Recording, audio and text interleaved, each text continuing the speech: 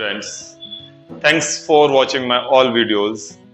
आज आपको मैं टाइम एंड डिस्टेंस से रिलेटेड कुछ और जानकारी देना चाहता हूं, लेकिन उससे पहले मैं आपसे एक रिक्वेस्ट भी करना चाहता हूं कि मेरे चैनल को ज्यादा से ज्यादा सब्सक्राइब कीजिए। और आपको अगर कोई क्वेश्चन मुझसे पूछना है एनी टाइम 24/7 आप मुझसे कोई भी क्वेश्चन अपने एसएससी की मैथमेटिक्स या एकेडमिक की मैथमेटिक्स से रिलेटेड पूछ सकते हैं। आप कमेंट में मेरे को और किस टॉपिक पर वीडियो बनानी है वो डाल सकते हैं। ज्यादा से ज्यादा कमेंट करिए, मुझे बताइए, इससे मुझे मोटिवेशन मिलता है आपके लिए और अच्छी से अच्छी वीडियो बनाने का। चलिए, तो आज आपको मैं टाइम एंड डिस्टेंस में जो पिछली क्लास में मैंने बताया एक हरफनमौला फॉर्मूला, ऑलराउंडर फॉर्मूला जो हर जगह लग जाता है, बट आज मैं आपको बताने वाला हूं ट्रेन से रिलेटेड क्वेश्चन।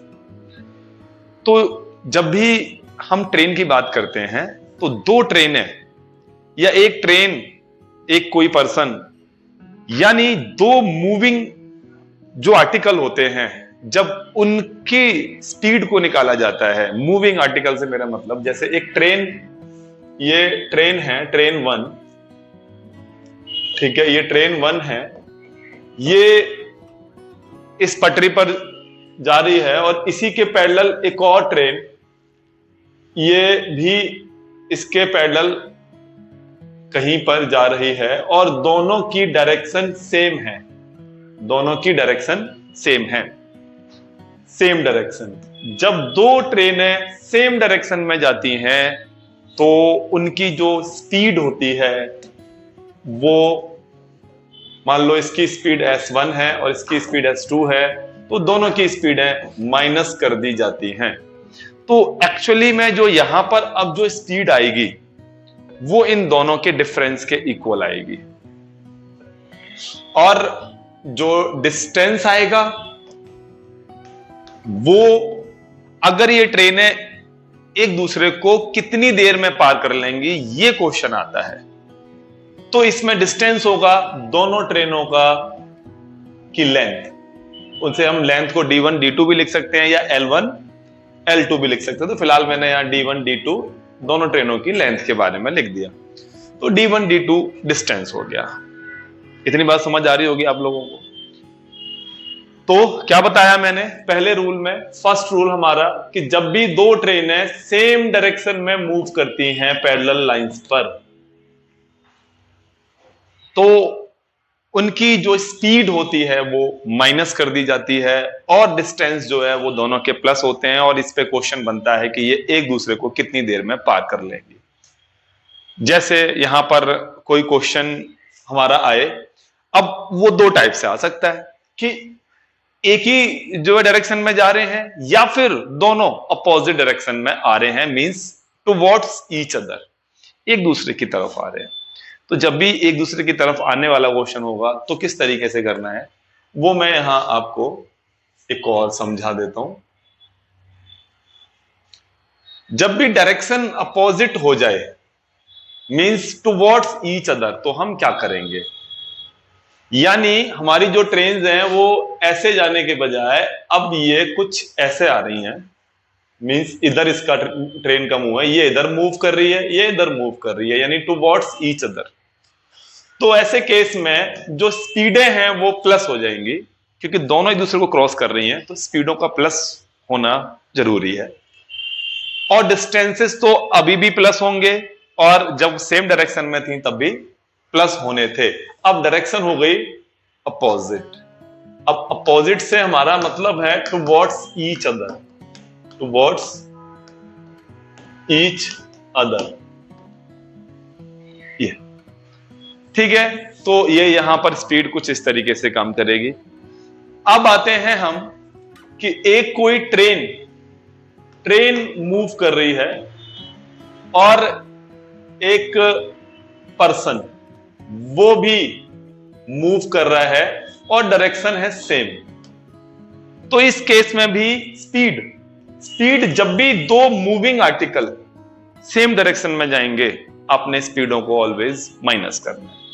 तो यहां पर स्पीड इसकी S1, सपोज इसकी S2 है, तो S1 माइनस S2, लेकिन जो डिस्टेंस होगा वो सिर्फ और सिर्फ ट्रेन की लेंथ होगी, ट्रेन की लेंथ ही होगी, क्योंकि पर्सन की खुद की कोई लेंथ नहीं होती है। इस वजह से अगर यही ट्रेन किसी पर्सन के बजाय, यही ट्रेन किसी पर्सन के बजाय किसी प्लेटफॉर्म को क्रॉस कर रही है, अब प्लेटफॉर्म तो मूविंग आर्टिकल नहीं है, तो जब ये इस पर्सन के बजाय किसी प्लेटफॉर्म को क्रॉस कर रही है, प्लेटफॉर्म, सपोज अब इसमें हम सेम डायरेक्शन लिखने की जरूरत ही नहीं है, ये रहा आपका प्लेटफॉर्म।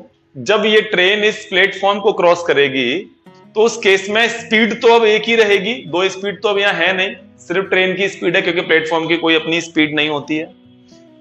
अब यहां पर जो डिस्टेंसेस हैं वो दो हो जाएंगे, L1 एंड P1। P मतलब है मेरा प्लेटफॉर्म का डिस्टेंस, क्योंकि ट्रेन जब इस प्लेटफॉर्म को क्रॉस करेगी तो वो इस प्लेटफॉर्म को और खुद को, दोनों को क्रॉस करेगी पूरी तरीके से। तो ऐसे केस में डिस्टेंसेस दो हो जाएंगे लेकिन स्पीड एक ही रहेगी, क्योंकि इनमें एक आर्टिकल मूविंग है और एक आर्टिकल मूविंग नहीं है। ऐसे ही मूविंग आर्टिकल कभी भी ऐसे आएंगे, स्पीड प्लस, मूविंग आर्टिकल कभी भी सेम डायरेक्शन में जाएंगे तो स्पीड माइनस। लेंथ, दो चीजें आपस में एक दूसरे को क्रॉस कर रही हैं तो प्लस होंगी, चाहे वो मूविंग में हो चाहे वो नॉन मूविंग हो, जैसे मैंने बताया प्लेटफॉर्म। अब ऐसे ही बहुत सारे क्वेश्चन हमारे इन पर आते हैं। तो अभी तो मैंने आपको सिर्फ और सिर्फ फॉर्मूला बताया है, इस फॉर्मूले के बेस पर आप, मैं उम्मीद करता हूं, बहुत सारे क्वेश्चन सॉल्व कर लेंगे। इनको सॉल्व करते समय आपने एक बात का और ध्यान देना है, देखो ट्रेन की जो लेंथ होती है, ठीक है ना, ट्रेन की जो लेंथ होती है वो अमूमनली मीटर्स में होती है, ठीक है। तो हमें स्पीड को भी ना, इसकी जो भी हमारी प्लस या माइनस करने पे आए उसको भी मीटर पर सेकंड में चेंज करना होता है, जरूरी है। तो कोई भी किलोमीटर पर आवर की स्पीड जो होगी प्लस माइनस करने पे जो भी आए, उसको 5/18 से मल्टीप्लाई कर देंगे तो वो मीटर पर सेकंड बन जाएगी। और अगर कभी आपने मीटर पर सेकंड को किलोमीटर पर आवर बनाना हो तो इसका रेसिप्रोकल 18/5 से मल्टीप्लाई कर देंगे। तो ये बहुत ही अहम, बहुत ही जरूरी फॉर्मूले थे आज आपके, जो मैंने आपके सामने लिखे हैं, इनको समझना बहुत जरूरी है। तो ये रहे दो ट्रेन जब एक दूसरे को टुवर्ड्स ईच अदर क्रॉस करें या सेम पैरेलल लाइन में क्रॉस करें तो स्पीड है minus parallel line, same line में, सेम डायरेक्शन में। और अगर टुवर्ड्स ईच अदर हैं तो स्पीड है प्लस, लेंथ दोनों में प्लस होंगी। अब मैं यहां पर फिर दोबारा बता देता हूं, लेंथ ऑलवेज प्लस होती हैं, चाहे मूविंग आर्टिकल हो या मूविंग नॉन मूविंग आर्टिकल हो। लेकिन स्पीडें एक बार प्लस होती हैं, एक बार माइनस होती हैं, लेकिन ये तभी होंगी जब दोनों मूविंग आर्टिकल हो। नॉन मूविंग आर्टिकल की स्पीड नहीं होती है।